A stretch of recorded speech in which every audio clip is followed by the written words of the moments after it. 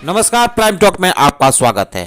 UP के पहले चरण का चुनाव के बाद सपा मुखिया अखिलेश यादव ने योगी सरकार पर जमकर हमला बोला। उन्होंने भ्रष्टाचार सरकार बताया। उन्होंने कहा कि ये डबल इंजन की सरकार डबल भ्रष्टाचार कर रही है। इस दौरान उन्होंने योगी के मंत्री यानी जल मंत्री पर जमकर निशाना साधा। उन्होंने उनकी चुटकी ली कि उन्हें राष्ट्रगान और राष्ट्रगीत में फर्क नहीं पता है। आइए जानते हैं कि अखिलेश यादव ने रामपुर की रैली में क्या क्या कहा। ये डबल इंजन की सरकार में अगर कोई चीज सबसे ज्यादा डबल हुई है तो भ्रष्टाचार डबल हुआ है। ये डबल इंजन की सरकार में भ्रष्टाचार डबल हुआ है। और अभी हमें मंच पे बता रहे थे कि कोई मंत्री हैं जल शक्ति वाले, कोई मंत्री हैं जल शक्ति वाले, और उनका पहला परिचय तो हमें टीवी पे हुआ था। पहली बार हमारा परिचय टीवी पे हुआ था उनसे। पहले तो उन्हें राष्ट्रीय गान और राष्ट्रीय गीत नहीं पता था कि राष्ट्रीय गीत क्या है और राष्ट्रीय गान क्या है। और सुनने में ये आ रहा है कि अगर उनसे सिफारिश कर लोगे थाने में कुछ लिया जाता होगा। अगर उनसे सिफारिश कर ली तो डबल इंजन की सरकार डबल देना पड़ जाएगा।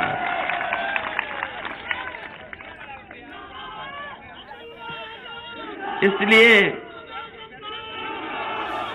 इस चुनाव में हम आपसे मदद मांगने आए हैं और सहयोग मांगने आए हैं।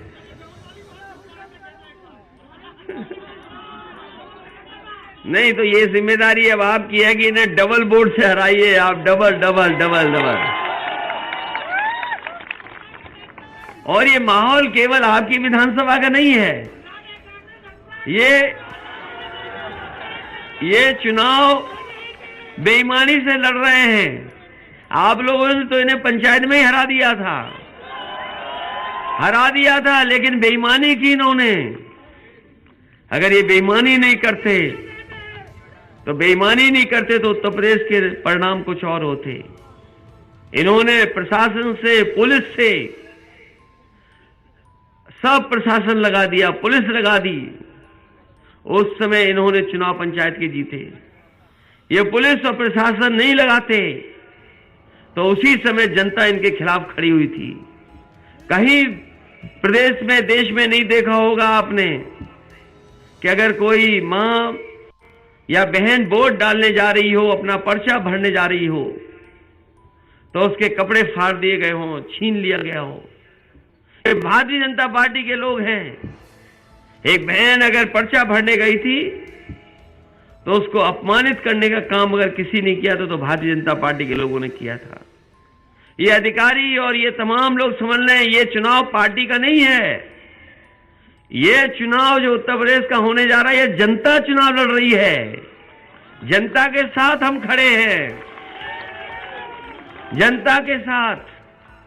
और जनता इसलिए नाराज है कि आपने तो गरीबों को कहा था कि जो गरीब लोग हैं हवाई चप्पल में पहनने वाले हवाई जहाज में चलेंगे। और जैसे ही बीजेपी की सरकार बनी, इन्होंने हवाई जहाज भेज दिए। और जहां हवाई जहाज खड़े होते हैं वो हवाई अड्डे बिक गए। पानी का जहाज भेज दिया। और जहां पानी के जहाज खड़े होते हैं बंदरगाह, वो बंदरगाह भेज दिए। ट्रेनें बिकने जा रही हैं। और आप जानकारी कर लेना, रेलवे स्टेशन के आसपास की जमीन सब बेचना शुरू कर दिया भारतीय जनता पार्टी के लोगों ने। ये बेचू सरकार है। और बाबा साहब ने जो हमें अधिकार दिया था, सम्मान दिया था, उन अधिकारों के खिलाफ ये काम कर रहे हैं। पता नहीं लोकसभा जो नई बना रहे हैं वो कैसी लोकसभा होगी। हम और आप लोग बैठ पाएंगे कि नहीं बैठ पाएंगे। ये नए तरह की लोकसभा है। ये लोकसभा जो बना रहे हैं पता नहीं क्या कर देंगे। इसीलिए मैंने कहा ये संविधान बचाने का भी चुनाव है, लोकतंत्र को बचाने का चुनाव है। और महंगाई देखिए कहां पहुंच गई। आप डीजल भराने जाते हो, पेट्रोल भराने गए होगे तो बताओ कहां पहुंच गई महंगाई। आज महंगाई है। इधर ये बहुत डोर टू डोर कैंपेन कर रहे थे। बीजेपी ने एक नया तरह का प्रचार शुरू किया था, डोर टू डोर कैंपेनिंग। ये घरों में जाकर के पर्चे बांट रहे थे, ये गांव को घर घर जा रहे थे पर्चे बांटने। लेकिन इधर इनका डोर टू डोर कैंपेन बंद हो गया जब से माताएं बहनों ने इन्हें सिलेंडर दिखाना शुरू कर दिया। बताओ बीजेपी वाले कहां कर पा रहे हैं डोर टू डोर कैंपेन? नहीं कर पा रहे। अब शुरू में किया था इन्होंने, जब से माताओं बहनों ने सिलेंडर दिखा दिया तब से ये इनका डोर टू डोर कैंपेन खत्म हो गया। ये कह रहे वर्चुअल रैली करेंगे। हमें पता ही नहीं वर्चुअल रैली होती क्या है। हम समाजवादियों ने कहा कि इनकी वर्चुअल रैली का मुकाबला हमारी फिजिकल रैली करेगी। इनकी वर्चुअल रैली की तो बैटरी डाउन हो जाएगी, लेकिन हमारे नौजवानों की बैटरी डाउन नहीं होगी। फिजिकल मेहनत कर करके घर घर गांव गांव जा करके मदद करने का काम करेंगे। इसलिए हम आपसे निवेदन करने आए हैं। ये पहला चुनाव ऐसा है कि मोहम्मद आजम खान साहब हमारे बीच में नहीं है। और सोचिए उन पे कैसे मुकदमे लगे हैं, कितने झूठे मुकदमे लगे हैं। उन पे मुकदमे लग गए बकरी चोरी का, मुकदमा लगा है भैंस चोरी का, किताब चोरी का, और जितने मुकदमे सब झूठे हैं। और मैं आपको कहना चाहता हूं, झूठे मुकदमों की उम्र बहुत लंबी नहीं होती है। ये सही है कि परेशानी में कई साल से उन्हें परेशानी उठानी पड़ रही है। अब्दुल्ला को भी बहुत परेशानी उठानी पड़ी इस उम्र में। इस उम्र में शायद ही कोई ऐसा हुआ हो कि झूठे मुकदमे में इतने दिन रहा हो। ये बीजेपी के लोग हैं जो उन्हें झूठा फंसाने का काम कर रहे हैं। उन्होंने फंसाया है झूठा, और ये तकलीफ परेशानी कोई पैदा कर रहा है तो ये सरकारी तंत्र के माध्यम से कर रहे हैं। हम आपको भरोसा दिलाते हैं कि हमें न्यायालय पर भरोसा है, न्यायालय पे हमें पूरा भरोसा है। अभी अब्दुल्ला आए हैं, एक दिन आजम खान साहब भी हमारे आपके बीच में रहेंगे और तमाम झूठे मुकदमे सब के सब हटाए जाएंगे। और छोटी सोच के लोग छोटा ही काम कर सकते हैं। ये छोटी सोच के लोग हैं तभी छोटा काम कर रहे हैं। और आप देखिए, जब आज हम लोग यहां हैं, जिसने थार जीप चलाई उसे खुलेआम घूमने का मौका मिल रहा है। जिसने थार जीप चलाई, जिसकी वजह से इतने लोगों की जान गई, किसानों की जान गई और लोगों की जान गई। अगर कोई जिम्मेदार है तो वही गृह राज्य मंत्री और उसका बेटा जिम्मेदार है, जिसकी वजह से इतनी जान गई है। और आज चाहे न्यायालय ने जो किया हो, लेकिन जिस समय पैरवी ठीक होगी, न्यायालय दोबारा इनको सजा देगा, कड़ी से कड़ी सजा मिलेगी, फिर जाकर के ये जेल में जाएंगे। इसलिए साथियों, क्योंकि चुनाव का समय नहीं बचा है, मुझे एक दिन पहले आपके बीच में आना था। बारिश हो गई जिसकी वजह से आपके बीच में नहीं आ पाया हूं। मैं दोबारा आपके बीच में आया हूं और एक दिन बचा है केवल चुनाव प्रचार का। उसके बाद चुनाव प्रचार खत्म हो जाएगा और उसके बाद आपको वोट डालना है। ये जो वोट पड़ेगा, आने वाले 5 साल कैसे सरकार चले उसके लिए वोट पड़ेगा। इसलिए खुशहाली के लिए, तरक्की के लिए, उत्तर प्रदेश को आगे बढ़ाने के लिए और विकास के लिए मैं आपसे वोट मांगने आया हूं। समाजवादी पार्टी ने कहा है कि हमें अगर किसानों को सिंचाई के लिए बिजली फ्री देनी पड़ेगी तो समाजवादी सरकार में फ्री बिजली किसानों को मिलेगी, सिंचाई फ्री होगी। साथ ही साथ हमारे गांव में रहने वाले लोगों के बीच में जब कभी भी बिजली का बिल आता है तो उन्हें करंट लगता है बिजली बिल को देख करके। इसलिए 300 यूनिट फ्री बिजली होगी, कोई उसके लिए पैसा नहीं लगाया जाएगा। हमारे सरकारी कर्मचारी पुरानी पेंशन को बहाल चाहते थे। समाजवादी पार्टी सरकार बनने पर पुरानी पेंशन को बहाल करने का काम करेगी। और साथ ही साथ समाजवादी पार्टी ने किसानों के लिए यह भी तय किया है कि हमें अगर फार्मर्स कॉर्पस फंड बनाना पड़े, एक पैसा इकट्ठा बजट का दे देंगे जिससे हमारे किसानों को इंतजार न करना पड़े अपने भुगतान के लिए, चाहे वो गन्ने का भुगतान हो या कोई मदद हो, हम कॉर्पस फंड बना देंगे और 15 दिन के अंदर गन्ना किसानों का पूरा भुगतान कराने का काम समाजवादी लोग करेंगे, समाजवादी सरकार में होगा। आपको धरने पे ना बैठना पड़े। और अगर हमें चीनी मिल का अगर उच्चीकरण भी करना पड़ेगा तो समाजवादी सरकार में उसको हम उच्चीकरण करने का भी काम करेंगे। सरकारी चीनी मिलों का भी उस कैसे बेहतर हो सके वो करेंगे। हमारा घोषणा पत्र जो बनाया समाजवादी पार्टी ने, वो योजनाएं हैं, नियम है, उसके अंदर कहां से बजट आएगा उसका भी इंतजाम है। इनकी सरकार जैसा नहीं क्या लगातार ये झूठ बोलते रहे हों और जैसे ही चुनाव आ गया हो तो हमारे बाबा मुख्यमंत्री लैपटॉप स्मार्टफोन बांटने के लिए निकल पड़े हों। बाद में हमें पता लगा कि हमारे बाबा मुख्यमंत्री लैपटॉप नहीं चला पाते हैं, टैबलेट नहीं चला पाते हैं। अभी तो हमारे गरीब लोग भी, गांव वाले भी सीख गए हैं मोबाइल चलाना, लेकिन हमारे बाबा मुख्यमंत्री स्मार्टफोन भी नहीं चला पाते। बताओ रामपुर वालों, कितने स्मार्टफोन मिले आपको? किसी को मिला हो, बाबा मुख्यमंत्री ने दिया हो तो बताओ। और टैबलेट देते रहे हमें 5 साल, हमें और आपको जाने कौन सी टैबलेट। और जो लैपटॉप दिए होंगे समाजवादियों ने, कभी समाजवादी सरकार में जो लैपटॉप बटे थे वो आज भी चल रहे हैं, आज भी बंद नहीं हुए हैं। ये लोग खुशहाली नहीं चाहते, तरक्की नहीं। आजम साहब के खिलाफ तो है ही है, लेकिन ये आजम साहब की जो सोच है तरक्की की, खुशहाली की, पढ़ाई की, यूनिवर्सिटी बना करके आने वाली पीढ़ी को और आगे लेकर के जाएं, उसके खिलाफ हैं। ये भारतीय जनता पार्टी के लोग जानते हैं, जिस समय लोग पढ़े लिखे होंगे, समझदार होंगे, उनके पास सूझबूझ होगी तो भारतीय जनता पार्टी के झांसे में नहीं फंसेंगे। इसलिए वो लोग अन्याय कर रहे हैं और हमें उम्मीद है सरकार जाते ही अन्याय भी खत्म होगा और आपके लिए हम खुशहाली और विकास के लिए जोड़ने का काम करेंगे। इसलिए हमारी पार्टी के प्रत्याशी जी हैं, मैं उनके समर्थन में आपसे मांग कर रहा हूं। उन्होंने कहा है कि एक पीला खार में यहां पर नदी में चाहते पुल बन जाए। समाजवादियों ने बहुत पुल बनाए हैं। समाजवादी सरकार बनने पर सबसे पहले रामपुर में आपका पुल बनना शुरू हो जाएगा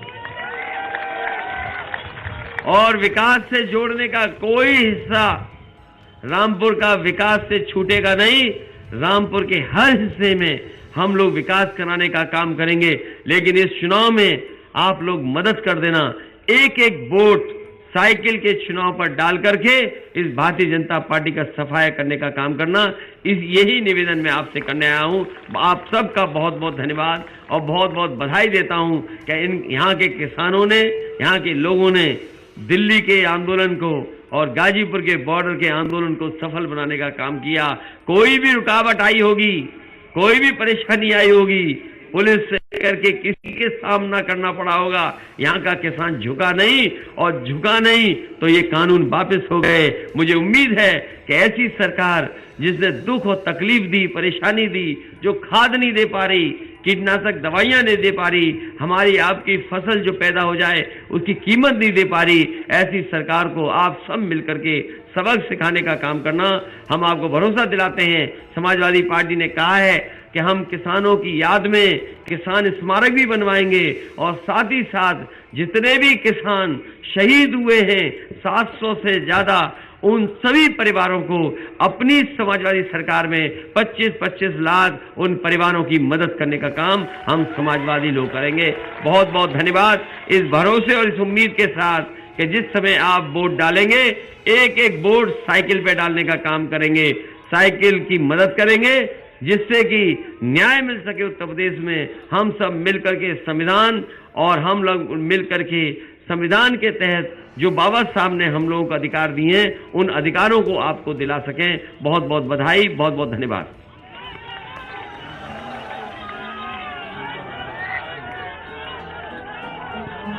अमरजीत सिंह सलूजा कानपुर से आए हुए हैं। बिलासपुर के मेरे भाइयों, यहाँ पर शुक्रिया अदा करते हैं। सम्मान करे सब धर्मों का, वो साथी है मजदूरों का, वो साहस है मजबूरों का, हमदर्द जवानों का है वो, और दोस्त किसानों का है वो, इंसाफ है उसकी आंखों में, वो एक है सचमुच लाखों में, वो धूप में साया बनता है, अब उसके पीछे जनता है। 10 मार्च को चमकेगा तारा अपने अखिलेश यादव, देश का। अखिलेश यादव, स्वागत है 10 मार्च को अखिलेश का, स्वागत है 10 मार्च को अखिलेश का, स्वागत है 10 मार्च को अखिलेश का, स्वागत है 10 मार्च को अखिलेश का। मात्र 5 मिनट मेरा सभी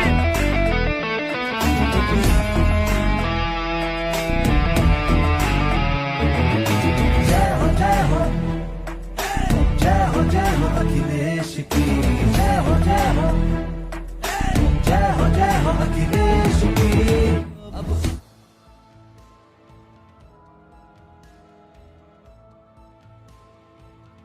लोग, पूरे देश के लोग, और आप में से बहुत सारे लोग हैं जो दुनिया के तमाम देशों के लोगों से संपर्क होगा।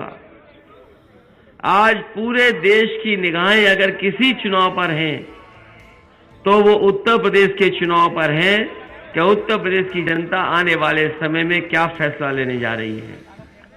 ये चुनाव केवल हमारे आपके भविष्य का नहीं है, ये चुनाव देश के लोकतंत्र को और संविधान को बचाने का भी चुनाव है। ये कोई छोटा मोटा चुनाव नहीं है उत्तर प्रदेश का। ये उत्तर प्रदेश का, जहां 24 करोड़ के लगभग आबादी का प्रदेश है, और इस प्रदेश ने कोई एक बार प्रधानमंत्री नहीं दिया, न जाने कितनी बार इस प्रदेश ने देश को प्रधानमंत्री दिया। और ये गुजरात वाले अगर गुजरात में ही प्रधानमंत्री बन गए होते तो शायद ये उत्तर प्रदेश में ना आए थे। इन्हें पता था कि उत्तर प्रदेश में अगर जीत होगी तभी जाकर के देश के प्रधानमंत्री बन सकते हैं। इसलिए ये छोटा मोटा चुनाव नहीं है। आप और हम लोग आज के समय पर हर चीज को जानते हो, पहचानते हो, समझते हैं। अगर आज जब हम लोग आए एक जगह इकट्ठे हुए हैं, हमारे मंच पे तेजिंदर बिर्क है, ये जानते होंगे कि जिस समय आंदोलन हो रहा था, और आंदोलन किसान का था, अपनी मांग को लेकर के था, आंदोलन को खत्म कर करके जा रहे थे। ऐसा दुनिया के इतिहास में नहीं होगा कि जहां पर इस तरह की घटना घटी हो। न जाने कहां से वो जीप रफ्तार से आई और किसान को कुचल करके चली गई। कहीं न कहीं तेजिंदर बिर्क और इनके साथी जो आंदोलन में थे, इनकी किस्मत अच्छी थी कि इनकी सबकी जान बच गई, नहीं तो जीप किसान नेताओं को कुचलने के लिए आई थी, जिसमें ये बच करके आए हैं।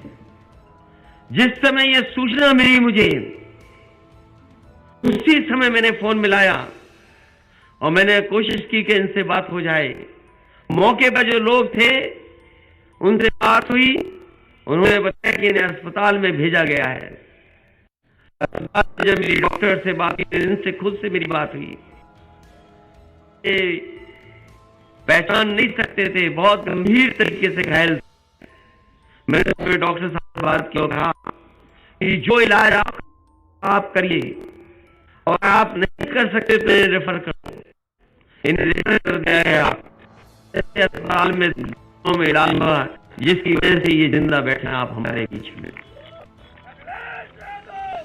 वो तमाम किसान जिनको हम और आप नहीं बचा पाए, और आप बेहतर कौन नहीं करता, आपके ही बीच में किसान आंदोलन में ऑस्ट्रेलिया से शामिल होने आया नवरीत सिंह जी, उनके पिताजी यहीं बैठे हैं कहीं। कौन नहीं जानता, सबसे पहली घटना घटी, वो आज भी रिकॉर्डेड है, टीवी में कहीं भी आज भी रिकॉर्डेड है। देख सकते हैं कि कैसे उसकी जान गई। यहां पर बहुत सारे किसानों की जान गई है, और अगर हम हिसाब किताब लगाएं तो 700 से ज्यादा किसान इस आंदोलन में शहीद हुए हैं। ये भारतीय जनता पार्टी के लोग जानते हैं कि अगर चुनाव में हार गए तो इनका पता नहीं लगेगा, इसीलिए उन्होंने जानबूझ करके जैसे ही पंजाब का चुनाव आया और उत्तर प्रदेश का चुनाव आया, उन्होंने तीनों काले कानून वापस ले लिए।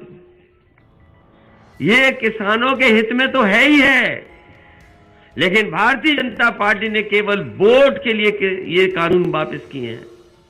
उन्हें पता था अगर ये काले कानून रहे तो पंजाब में भी सफाया हो जाएगा और उत्तर प्रदेश में भी सफाया हो जाएगा।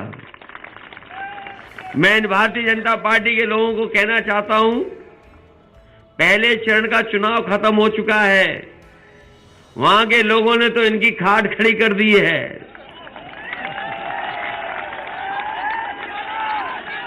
ये सूचना तो आ गई होगी आप पर। बताओ पहले चरण में भी सफाया हो गया इनका कि नहीं हो गया? वहां के किसानों ने, नौजवानों ने, व्यापारियों ने मिलकर के इनकी खाट खड़ी कर दी है, और दूसरे चरण में रामपुर वाले इनका सफाया करने का काम करेंगे। ये भारतीय जनता पार्टी के लोग, ये भारतीय जनता पार्टी के लोग कान पकड़ करके इनके प्रत्याशी 700 उठक बैठक भी लगाएंगे माफी मांगने के लिए, लेकिन यहां का किसान और नौजवान माफ करने वाला नहीं है। बताओ इन्हें माफ करोगे आप? ये उठक बैठक लगाए कान पकड़ करके तो माफ करोगे इन्हें? ये 700 से ज्यादा किसान शहीद हुए हैं। इनके नेताओं को देखो आप, छोटा नेता है तो छोटा झूठ बोल रहा है, बड़ा नेता है तो बड़ा झूठ बोल रहा है, और सबसे बड़ा है तो सबसे बड़ा झूठ बोल रहा है। ये झूठ बोलने वाले लोग हैं, ये झांसा देने वाले लोग हैं, ये झगड़ा लगाने वाले लोग हैं। इन्हें भारतीय जनता पार्टी को अपना नाम बदल लेना चाहिए। अब ये भाजपा नहीं कहना चाहिए, इन्हें भारतीय झूठी पार्टी कहना चाहिए हमें और आपको। और ये अभी से नहीं झूठ बोल रहे हैं, जाने कब से बोल रहे हैं। अभी तो हम लोगों ने पकड़ लिया। हम किसानों को बधाई देंगे कि इन्होंने झुकाने का काम सरकार को किया है, इनको पकड़ने का काम किया है। ये वही लोग हैं जिन्होंने नोटबंदी में सपने दिखाए थे। ये नोटबंदी में कह रहे थे कि नोट बंद हो जाएगा तो भ्रष्टाचार खत्म हो जाएगा, भ्रष्टाचार खत्म हो जाएगा, काला धन वापस आ जाएगा।